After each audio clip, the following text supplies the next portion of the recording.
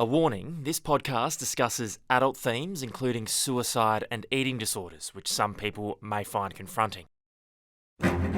Something happened globally that sent teen mental health spiraling downward, especially for girls. Terrifying and heartbreaking. Everything changed in that moment. I think, how did we get here? The new evidence about social media. It's a trap that the companies set for the kids. And the harm it's causing. Is Instagram and Snapchat responsible for your son's death? 100%. On 60 Minutes. All of my content on all of my feeds had just been warped completely. Is it finally time They unquestionably put profits before kids. to take drastic action They need to make it adults only. to save our children? If you took addiction, children, and harm and monetization, it sounds like trafficking to me.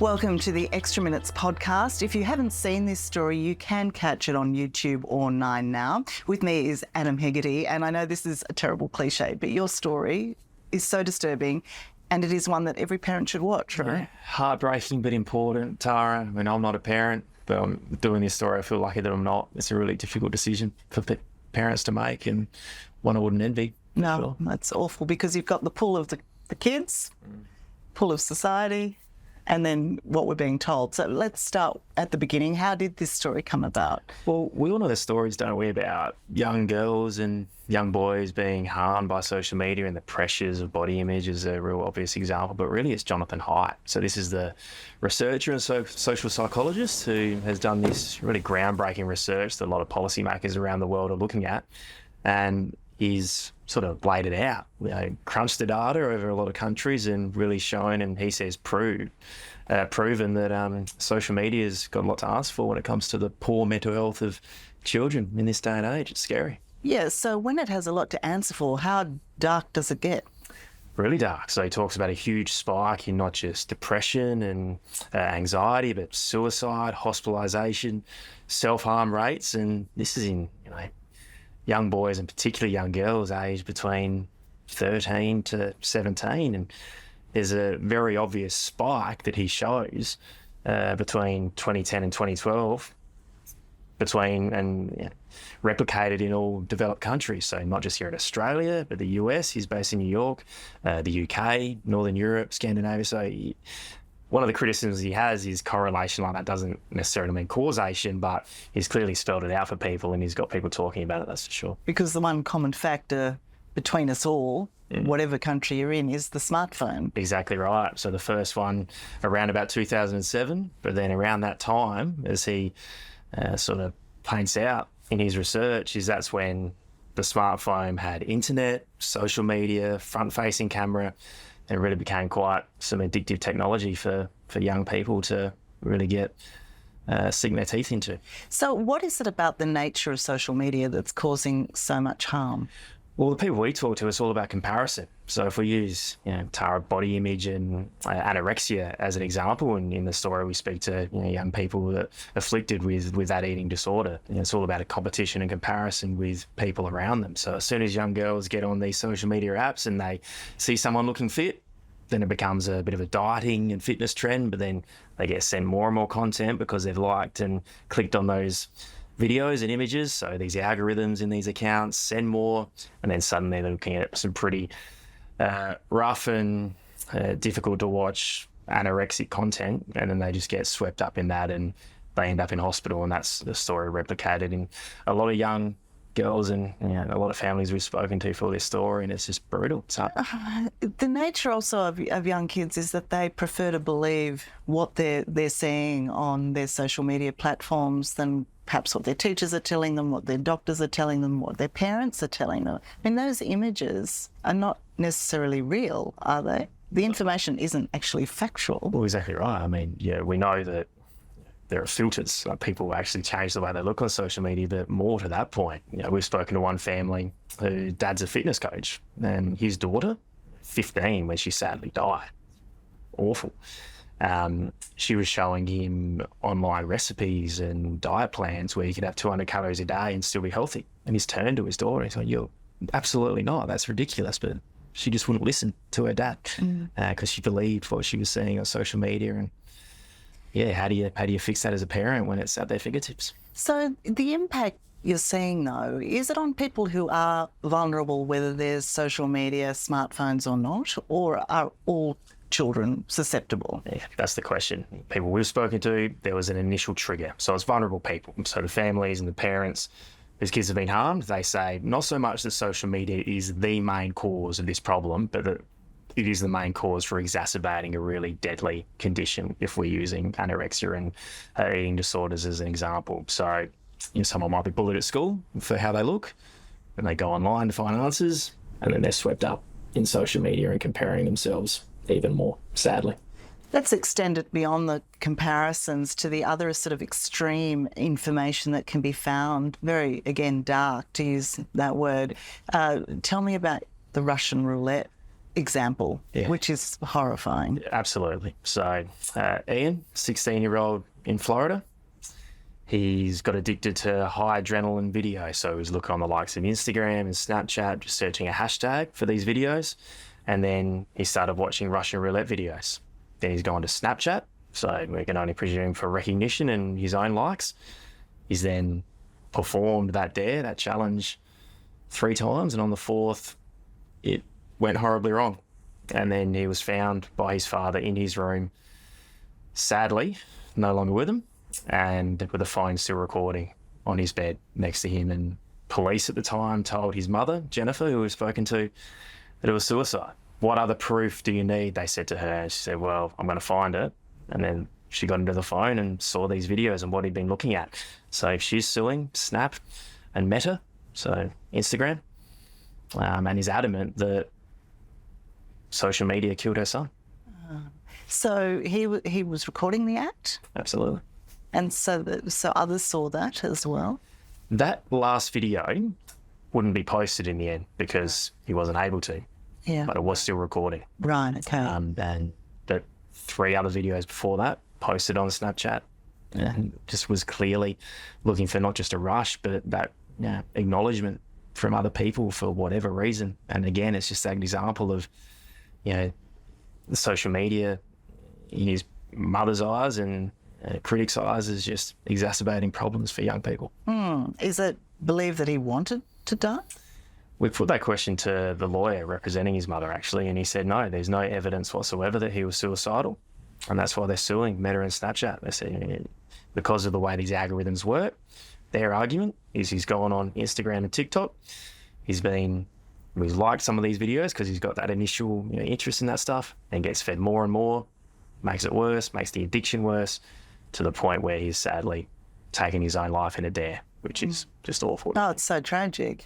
I mean, you talk about these kids getting hooked and, like nicotine, like drugs. I mean, are they purposefully being hooked? I mean, is it a game, or are they just finding something that is naturally addictive, or are they being targeted?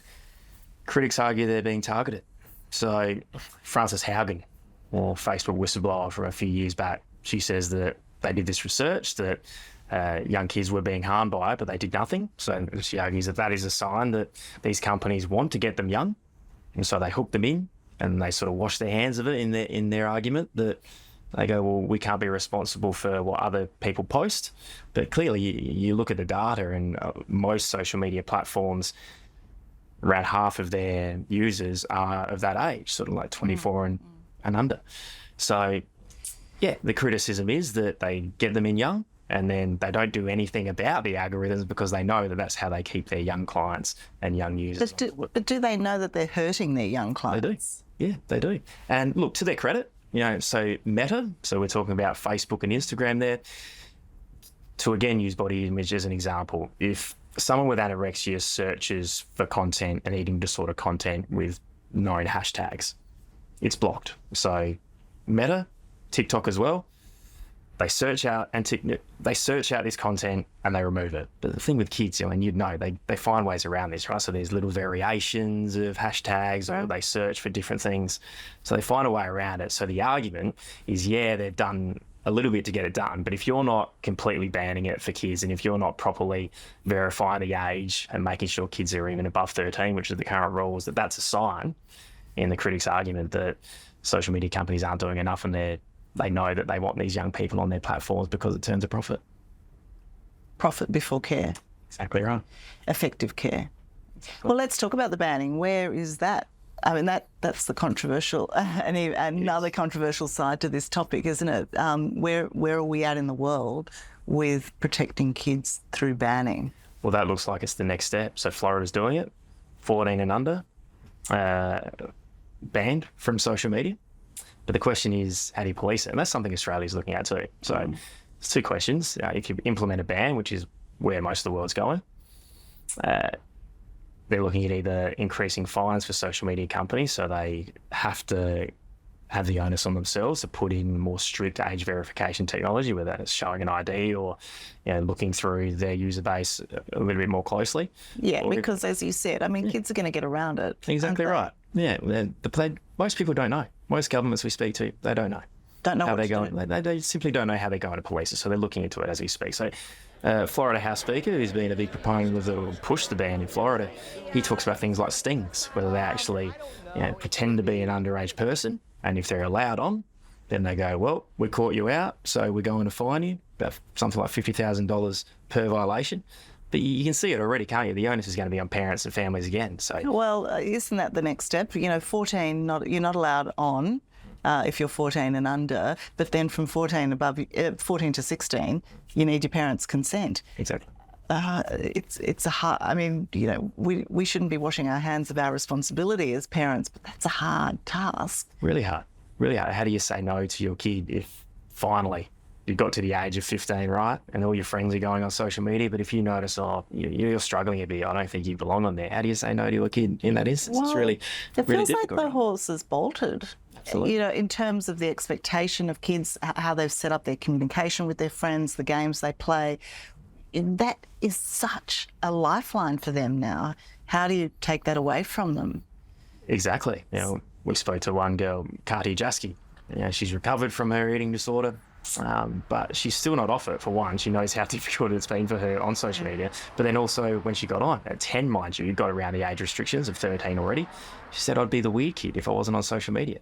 And that says it all, right? Like, how do you say to your kids, you've got a choice here, either be safe or you're going to be ostracised in the schoolyard. It's really tough position. Well, they don't believe you anyway. They don't believe it. Well, they don't. They don't believe it's dangerous. Yeah. That's the tragedy. So if you can't enforce the bans and you can't effectively control the age limits, surely it's about content then, isn't it? Surely it's about what these platforms are allowing and what kids can access. Exactly. And then... So is any work being done on that? Well, indeed. So, I mean, that's what social media companies will tell you, right? That they're actively, and they do. They say they're actively going out and hunted down this content, taken it off, made sure young kids can't access it.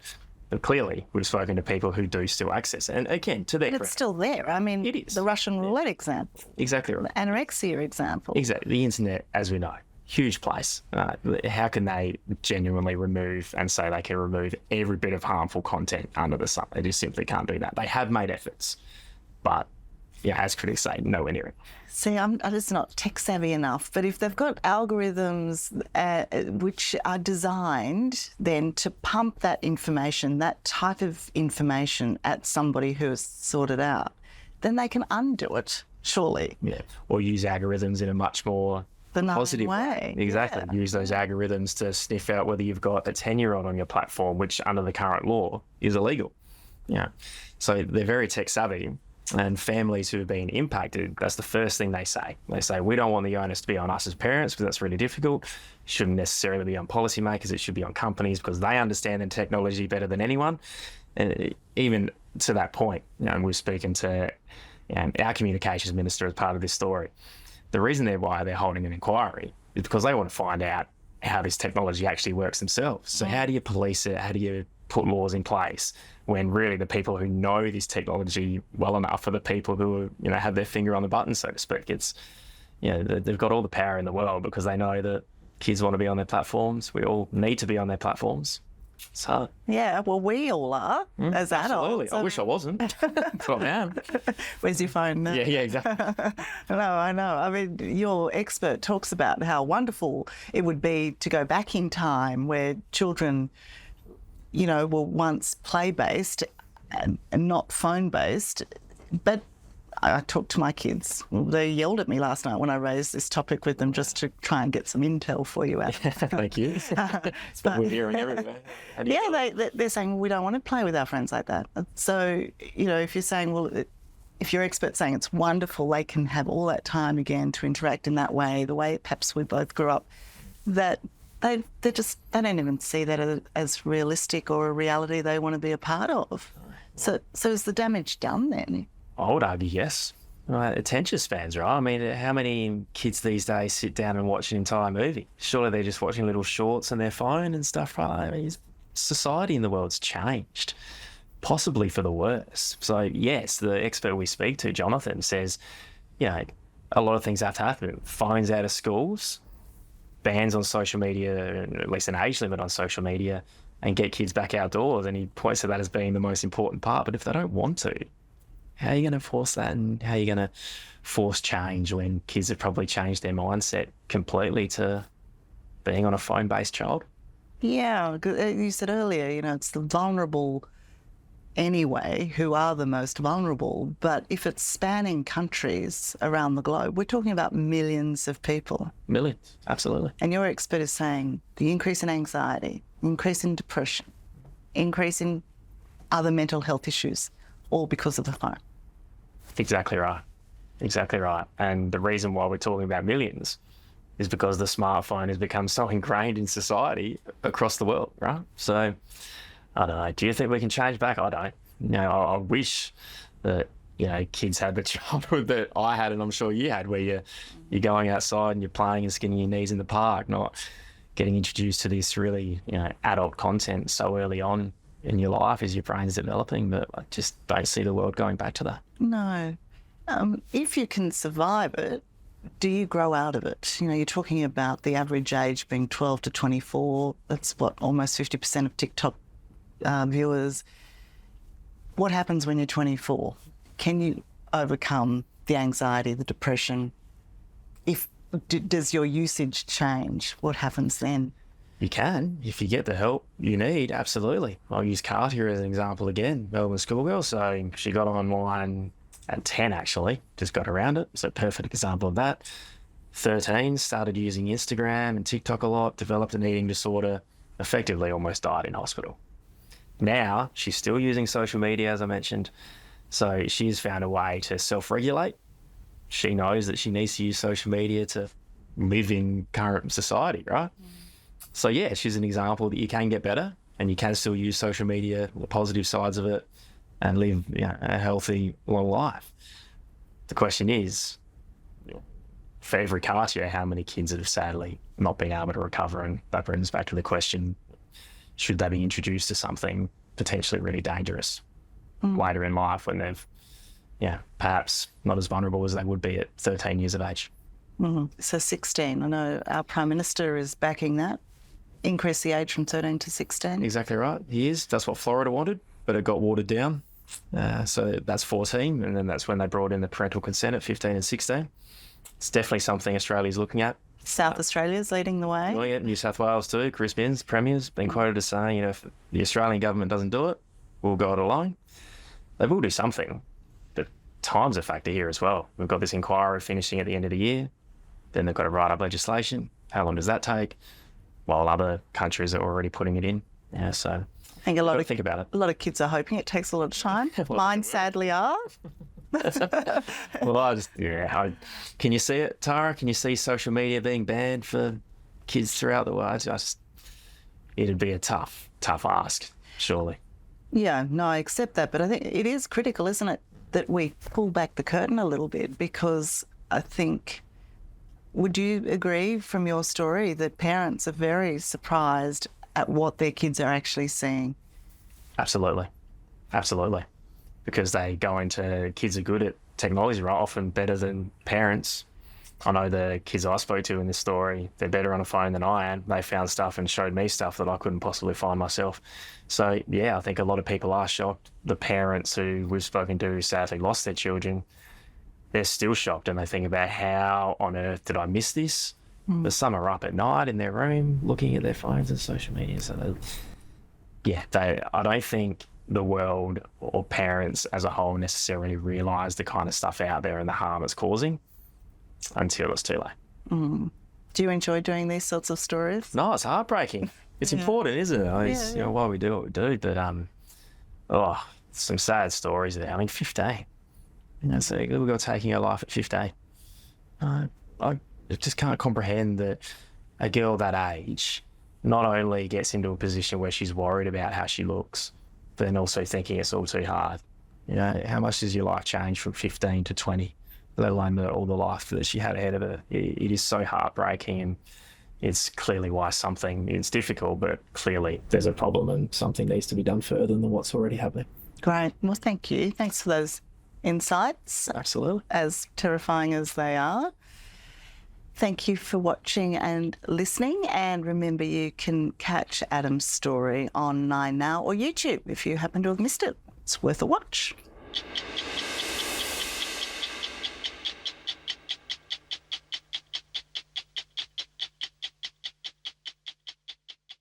If this story has raised issues and you need to speak with someone, help is available. Call Lifeline on 13 11 14.